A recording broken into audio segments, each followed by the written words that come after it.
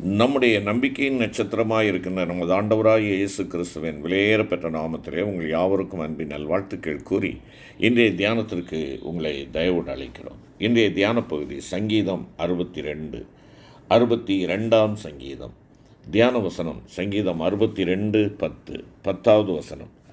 கொடுமையை நம்பாதிருங்கள், கொள்ளையினால் பெருமை கொள்ளாதிருங்கள், ஐஸ்வர்யம் விருத்தியானால் இருதயத்தை அதன் மேல் வைக்காதேயுங்கள்.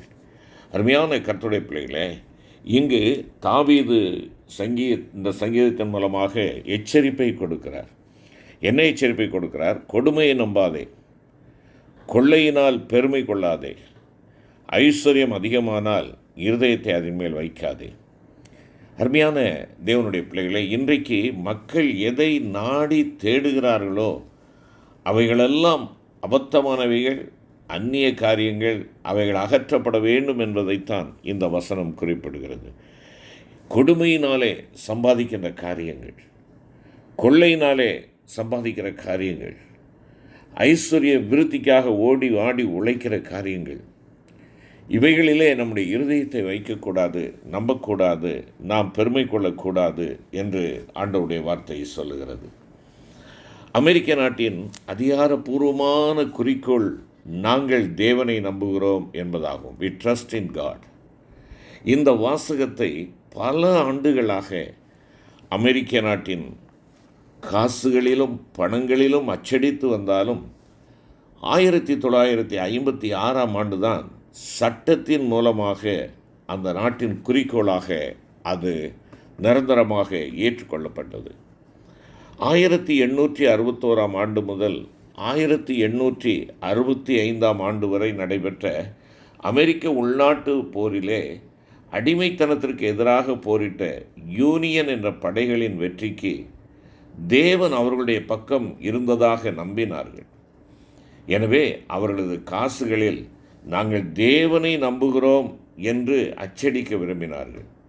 முதலாவது 1 சென்ட் மற்றும் 2 சென்ட் காசுகளில் 1864 அந்த வாசகமானது அச்சடிக்கப்பட்டது. காகிதத்திலே, அதாவது பணம் காகிதமாக அச்சடிக்கிற அந்த காகித பணத்திலே 1957 முதல் அச்சடிக்கப்பட்டு வருகிறது. இந்த வாசகமானது மத சம்பந்தமான வாசகம் என்றும் நாட்டினுடைய அரசியலமைப்பு சட்டத்திற்கு விரோதமானது என்றும் பல எதிர்ப்புகள் வந்து கொண்டிருந்தன. பல கோர்ட்டு கேஸுகளும் தொடுக்கப்பட்டு தோல்விதான் முடிந்தன. இதே வாசகத்தை ஸ்பானிஷ் மொழியில் நிக்கரகுவா என்ற நாடு தங்கள் குறிக்கோள் வாசகமாக உபயோகித்து வருகிறது.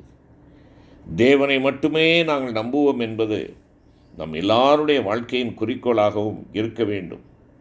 தேவனை தவிர வேறு எதையும் எவரையும் யாரையும் நம்பினால் நமக்கு மிஞ்சுவது ஏமாற்றம் மாத்திரம்தான் என்பதை உணர்ந்த தாவீது இந்த வசனத்தை சொல்லுகிறார்.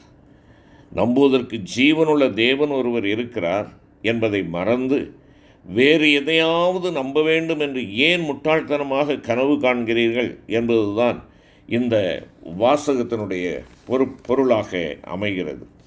49 சங்கீதம் 6 முதல் 9 வசனங்களை நாம் பார்ப்போம் என்றால், தங்கள் செல்வத்தை நம்பி தங்கள் திரளான ஐஸ்வர்யத்தினால் பெருமை பாராட்டுகிற ஒருவனாவது தன் சகோதரன் அழிவை காணாமல் இனி என்றைக்கும் உயிரோடு இருக்கும்படி எப்படியாவது அவனை மீட்டுக்கொள்ளவும் அவன் நிமித்தம் மீட்கும் பொருளை தேவனுக்கு கொடுக்கவும் கூடாதே. அவர்கள் ஆத்தும மீட்பு மிகவும் அருமையாயிருக்கிறது, அது ஒருபோதும் முடியாது. இங்கே சொல்லுகிற வார்த்தை என்ன? எந்த ஒரு பணமும், எந்த ஒரு ஐஸ்வர்யமும், எந்த ஒரு மனிதனையும் நிரந்தரமாக உயிருடன் வைத்திருக்க முடியாது. நீங்கள் எவ்வளவுதான் வசதியோடு இருந்தாலும், மாளிகை முழுவதும் செல்வங்களால் குவித்து வைக்கப்பட்டிருந்தாலும், எந்த ஒரு தொகையும் இன்னொருவனை மரணத்திலிருந்து மீட்க முடியாது. அப்படியானால் இந்த தீய மனிதர்களின் செல்வத்திற்கு மதிப்புதான் என்ன? இந்த தற்காலிக பூமிக்குரிய வாழ்க்கை அவர்களுக்கு இங்கு மிகவும் வசதியாக இருக்கும் என்றாலும் அது முடிவில்லாத நித்திய கால வாழ்வுக்கு உதவ முடியாது என்பதை அருமையான கர்த்தருடைய பிள்ளைகளாகிய நீங்களும் நானும் உணர்ந்து கொள்ள வேண்டும். 52 சங்கீதத்திற்குள்ளாக நாம் கடந்து செல்வோம் என்றால், இங்கே பெருமை பாராட்டுகிற ஒரு கூட்டத்தை சொல்லி ஆனால் எதிலே பெருமை பாராட்ட வேண்டும் அல்லது எதிலே நம்பிக்கை வைக்க வேண்டும் என்பதை ஒரு ஒப்பிட்டு இந்த சங்கீதக்காரன் சொல்லுகிறதை பார்க்க முடியும். பொல்லாப்பில் பெருமை பாராட்டுகின்ற ஒரு கூட்ட மக்கள், அது நிமித்தமாய் தாங்கள் அந்த பொல்லாப்பிலே நம்பிக்கை வைத்து அதிலே பெருமை பாராட்டுகிற மக்களை குறித்து இங்கே சொல்லுகிறார். அருமையான கர்த்தருடைய பிள்ளைகளே, வீழ்ந்து போன உலக ஜனங்கள் நன்மை செய்வதிலே வெட்கப்படுவார்கள், ஆம், ஆனால் தீமை செய்வதில் பெருமை கொள்வார்கள் என்பதை இந்த முதலாவது வசனமே சொல்கிறதை நாம் பார்க்க முடியும். ஆம், என்னை கேட்டுக்கொண்டிருக்கிற அருமையான கர்த்தருடைய பிள்ளைகளே, நன்மையையும் உண்மையையும் விட தீமையையும் பொய்மையையும் விரும்பும் இதுபோன்ற ஜனங்கள் இன்றும் வெகுவாக உள்ளார்கள் அல்லவா? பல நபர்கள் உள்ளனரே. சற்று நாம் யோசித்து பார்ப்போம், நாம் எந்த கூட்டத்தை சார்ந்தவனாக நான் காணப்படுகிறேன்? தீமையும் வஞ்சகமும் நிறைந்த வாழ்க்கை ஒரு குறிப்பிட்ட விளைவை கொண்டிருக்கும். தேவ கோபம் மற்றும் தண்டனை இந்த வாழ்வின் இறுதியில் நீதியுள்ளவர்கள் தீமைக்கான தேவனுடைய நீதியுள்ள நியாய தீர்ப்பில் மகிழ்வார்கள். இது தனிப்பட்ட விதத்தில் பழிவாங்கும் தன்மையல்ல, ஆனால் தேவனுடைய நீதியான நியாய தீர்ப்பில் பெறும் பரிசுத்தமான ஆனந்தம் என்பதை நீங்கள் நானும் மறந்து போகக்கூடாது. தீமையான பெருமை மற்றும் துன்புறுத்துபவர்கள் மத்தியிலும் தேவன் மீது முழு நம்பிக்கை வைத்திருக்கிற மனிதர்கள், அவர்கள் ஆண்டவருடைய ஆலய பிரகாரத்திலே பச்சையான ஒலிவு மரத்தை போல இருப்பார்கள் என்பதையும் இங்கே வெளிப்படுத்துகிறார். ஆம், என்னை கேட்டுக்கொண்டிருக்கிற அருமையான சகோதர சகோதரி, ஏன் இந்த மக்கள் தேவனை நம்புவதில்லை? உலகத்தில் பணம், சொத்து, நவீன விஞ்ஞான கண்டுபிடிப்புகள், பலவிதமான கவர்ச்சியான பொருட்கள் அதிகரித்து விட்டது.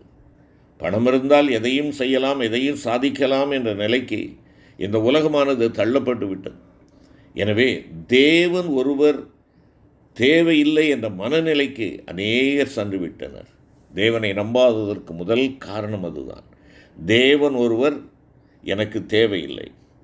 அப்படி என்றால் என்ன? இதைத்தான் அந்த ஐஸ்வர்யவான் தன்னுடைய வாழ்க்கையிலே அவன் சொல்லுகின்ற பொழுது, என் ஆத்துமாவே உனக்காக நான் ஏராளமாக சம்பாதித்திருக்கிறேன் என்று சொல்லி தன்னுடைய விளைச்சலை குறித்து மேன்மை பாராட்டுகிறான். தன்னுடைய சுயமுயற்சியை குறித்து மேன்மை பாராட்டுகிறான்.